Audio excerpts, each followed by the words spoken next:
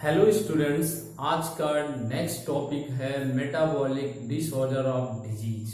Okay, इस metabolic disease में आज इम्पोर्टेंट रोल है जिसे पढ़ना है एल्बिनिज्म यानी रंजकहीनता।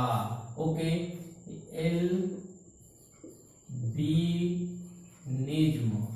एल्बिनिज्म जिसे हम रंजकहीनता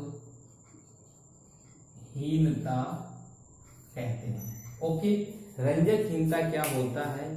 अन्य स्तनधारियों के अतिरिक्त मनुष्य में प्रायः मिलेनिन के कारण त्वचा का रंग, बालों का रंग, आंखों की पुतली का रंग प्रायः मिलेनिन के कारण निर्धारित होता है। ये उसी के कारण उत्पन्न होता है और मिलेनिन की अनुपस्थित के कारण मनुष्य के शरीर में त्वचा का रंग, बालों का रंग, आंखों की पुतली का रंग रंगहीन के रूप में दिखाई देता है। इसी को हम रंजकहीनता या एल्बिनिज्म कहते हैं। अब कारण आता है ये कैसे होता है? ये मनुष्य में मिलेनिन वर्णक की उपस्थिति के कारण एक एंजाइम होता है जिसे हम टायरोसिनेज कहते हैं। टायरोसिनेज एंजाइम्स की उपस्थिति के कारण ये रंजक कण, मिलेनिन कण स्पष्ट होते हैं जो एक प्रबल जीन के रूप में उपस्थित होते हैं, जबकि एक सुप्त जीन या अप्रभावी यानी रिसेसिव जीन में इस टायरोसिनेज नामक एंजाइम की अनुपस्थित हो जाती है, जिसके कारण उस जीन में ये रंजकहीनता के लक्षण विकसित हो जाते हैं, जिसके कारण ऐसे व्यक्तियों में एल्बिनिज्म नामक रोग उत्पन्न हो जाते हैं। ये रोग प्रायः मुख्य रूप से त्वचा का रंग, बालों का रंग और पुतली का रंग में बिल्कुल परिवर्तन हो जाते हैं। इनको हम प्रायः एक सामान्य जीन के रूप में कैपिटल AA से और दूसरा हम रंजकहीनता के लिए स्मॉल a से प्रदर्शित करते हैं, जिसमें एक क्वेश्चन बनता है। नंबर 1 है, जैसे एक नॉर्मल जीन के लिए रंजकहीनता एल्बिनिज्म लेते हैं, एल्बिनिज्म लेते हैं, तो इसका मतलब होता है कैपिटल AA मेल है, ठीक है। और एक हम क्या लेते हैं, एल्बिनिज्म होता है, एक नॉर्मल है, दूसरा एल्बिनिज्म है, एल्बिनिज्म लेते हैं, तो इसमें क्या है, स्मॉल a है। अब इनके साथ हम जब क्रॉस कराते हैं तो हमको जो प्राप्त होते हैं कैपिटल A और small a, capital A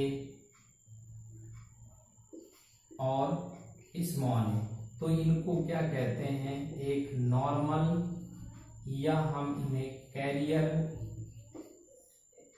albinism कहते हैं। इसको भी एक नॉर्मल या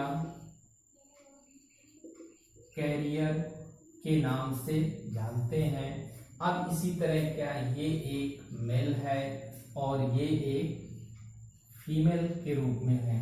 अब इनमें क्या कहते हैं, एक मेल सामान्य और एक हम कैरियर के साथ जब संकरण कराते हैं तो इनकी संतानों में कैसे ये एल्बिनिज्म उत्पन्न होते हैं। इसके साथ साथ जब कराते हैं तो फर्स्ट पॉइंट में हमारा AA आता है जो एक नॉर्मल के रूप में प्रेजेंट होता है, फिर एक हमारा स्मॉल a, फिर दूसरा हमारा कैपिटल A स्मॉल a, फिर लास्ट में हमारा स्मॉल AA होते हैं, जिसमें हमारा ये जो होते हैं ये नॉर्मल होते हैं और ये जो होते हैं ये मुख्य रूप से हेट्रोजाइगस के रूप में होते हैं, हेट्रोजाइगस होते हैं और ये पूर्ण रूप से एल्बिनिज्म के रूप में प्रेजेंट होते हैं। ओके स्टूडेंट्स, इसको आप नोट कर लीजिए, क्योंकि कुछ पॉइंट मैंने यहाँ पर और अच्छी तरह से डिक्टेट करने के लिए बताए हैं, जिसके अकॉर्डिंग हम लोग क्या लेते हैं, कैपिटल ए स्मॉल ए और कैपिटल ए स्मॉल ए, इनके साथ क्रॉस करते हैं तो इनकी संतानों में जो कैरेक्टर आते हैं कैपिटल ए, ये होमोजाइगस कैरेक्टर होते हैं, होमोजाइगस कैरेक्टर्स, ठीक है। और ये क्या है, कैपिटल ए स्मॉल ए आता है।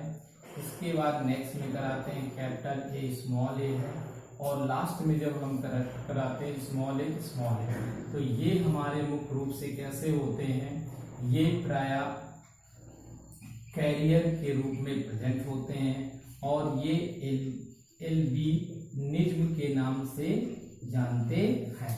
इस प्रकार से रंजकहीनता के लक्षण हमको प्रकट हो जाते हैं।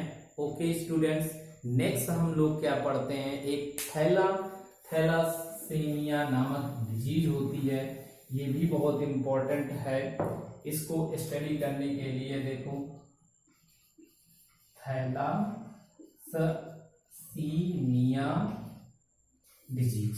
ओके, थैलासीमिया डिजीज क्या होती है, इसको स्टडी करने के लिए हम मुख्य रूप से ये उत्परिवर्तित अप्रभावी जीन द्वारा नियंत्रित होता है। ये रोग से पीड़ित व्यक्ति में हीमोग्लोबिन का संश्लेषण नहीं हो पाता है, इसलिए थैलासीमिया 2 टाइप्स की डिजीज होती है। 2 टाइप्स होते हैं। नंबर 1 होता है थैलासीमिया माइनर, मेजर होता है, मेजर, ठीक है, मेजर डिजीज होती है। और दूसरा है थैलासीमिया या माइनर। ओके, अब आते हैं थैलासीमिया माइनस, मेजर क्या होते हैं, ये एक प्रकार के प्रभावी जीन के कारण मुख्य रूप से उत्पन्न होने वाला रोग होता है, जो जीन होमोजाइगस के कारण प्रेजेंट्स होता है। इस रोग में बहुत भयानक स्थिति हो जाती है, जिसके कारण रोगी की बाल्यावस्था में ही मृत्यु हो जाती है। जबकि थैलीसीमिया माइनर डिजीज में क्या होता है, ये इस प्रकार की रोग की स्थिति होती है जो विषम युग्मक यानी हेट्रोजाइगस के रूप में उपस्थित होती है। इस रोग में ये प्रभावी या कह सकते हैं प्रधान सामान्य होते हैं, यानी प्रभावी सामान्य होते हैं, किंतु ये पूर्ण रूप से जीवित रह सकते हैं। इन्हें हम कूले की डिजीज के नाम से जानते हैं। ओके स्टूडेंट्स, समझ में आया, नोट कर लीजिए। नेक्स्ट टर्म में और एक ध्यान रखिए, इस YouTube चैनल को सब्सक्राइब करिए, लाइक करिए और शेयर करिए। Okay, thanks.